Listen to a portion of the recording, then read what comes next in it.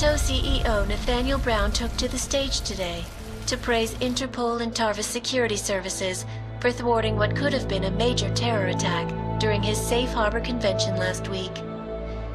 Interpol has confirmed that a group of radical terrorists linked to the Augmented Rights Coalition wired the residential towers surrounding Apex Center with enough explosives to destroy 2 city blocks. As shocking as that fact turns out to be, Brown had only this controversial opinion to give. We must not make rash decisions based on fear, nor should we allow a vocal minority to dictate our future. The Human Restoration Act is a perversion of all the United Nations stands for. In time, I believe saner minds on the Security Council will prevail. Strong words from a man with an even stronger bank account. Let us see if his prediction proves true. This is Eliza Cassan. Hey, are you even listening to this? Live We won! from Pike. Did we? We completely disrupted their plan. Marchenko, the Orchid, the bombs. You've been under too long, man. Time to come up for air. Take a breath. Janus messaged me last night, said Brown's been lobbying like a champ. He and the people you saved know the act isn't a solution. Picus will talk around it as long as they can, but that thing is finished. Janus always seems to have the inside track. Except when it really matters. Miller, right? I'm sorry, Adam. I really did think he was working for the Illuminati. For a while, we both did. By the time I realized he was innocent. We can't change the past. We have to keep going. What are you thinking? How many more plans do they have in motion? How many more soldiers like Marchenko are waiting for the call? Don't call him a soldier. He was a thug, man. Soldiers have a code of honor. Honestly, I'm surprised you let him live.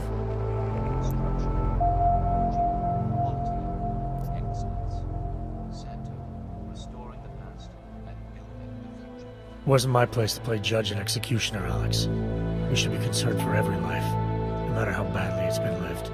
Once a cop, always a cop, huh? Regardless, we want the men behind him. Behind the Human Restoration Act. The ones still out there in the shadows. It's time for me to start pulling them into the light. Well, now we got names. Manderley and Page. The collective won't stop until we bring these guys down. Yeah? Well, there's one more name I want to put a face to. Janus. So that's what you've been chewing on. Look, I'll try, Adam, but I already told you, he doesn't like meetings that aren't on his terms. Then give him a choice. Either he sets up a meeting, face to face, or I find him myself. I think it's high time we met the man behind the mask, Alex. Don't you? Criminals may have achieved the impossible in Prague last week. A break-in at the most secure data archiving facility in the world. According to rumors circulating the internet, forensic computer experts were invited to examine the Palisade Property Bank's lava wall defenses after one of its account holders reported an unusual data retrieval delay. No word yet on which account holder filed the report, or what information, if any, was accessed.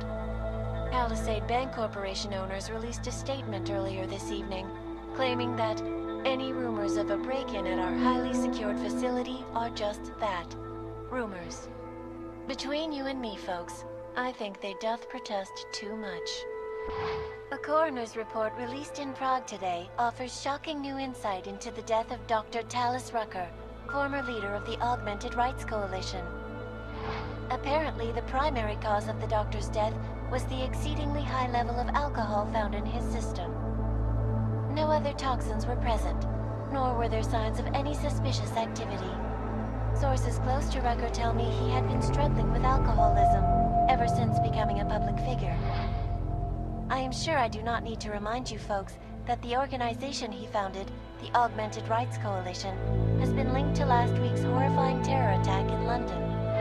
Augmented terrorist Viktor Marchenko, whom law enforcement officials describe as being instrumental in the planning and execution of devastating violence in London last week, is being moved to a secure facility for questioning.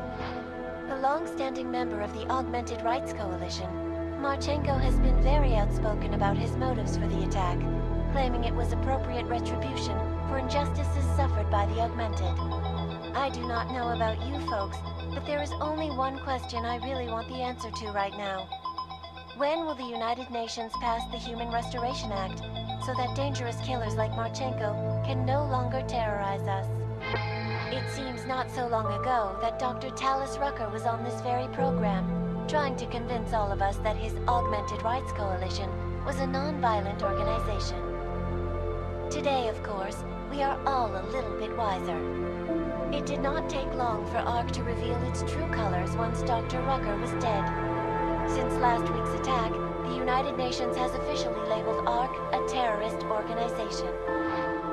As we speak, brave state police officers in the Czech Republic are raiding ARC-controlled compounds inside the Udalek complex. Here is an example of the defiance they are encountering. This is where you have it all wrong. Wrong! ARC was framed. You people, you don't see, you don't realize that Viktor Marchenko was not ARC. He was trying to kill ARC, kill the cause. But he has failed. We are strong, we are innocent, and we will not be used as pawns by rich, scared men who want to make us less than human. I am sorry, young man, but methinks thou doth protest too much. The Diwali criminal organization is under intense scrutiny this evening for their role in the London attack. Evidence uncovered by Interpol indicates that high-ranking members of the chapter in Prague supplied weapons and logistical support to ARC terrorists. Among those being sought for questioning is Radic Nikoladze, leader of the Diwali's Prague chapter. Sources close to the man tell me, however, that Nikoladze has gone off the grid, and it is unlikely he will ever be found. An indication of guilt, perhaps? Join the online discussion and let us know what you think. News out of Paris today, where a sharp rise in illegal underground publications may have links to a prison escape recently orchestrated in Prague.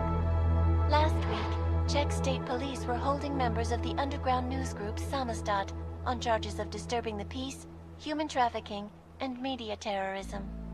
The radicals escaped their holding cell, however, and are believed to have subsequently made their way deeper into Western Europe. Shortly after their escape, a radical publication called Silhouette began appearing throughout France. Has Samostat rebranded itself as Silhouette? I am sure you will agree with me on this one, folks, no matter what name these people go by.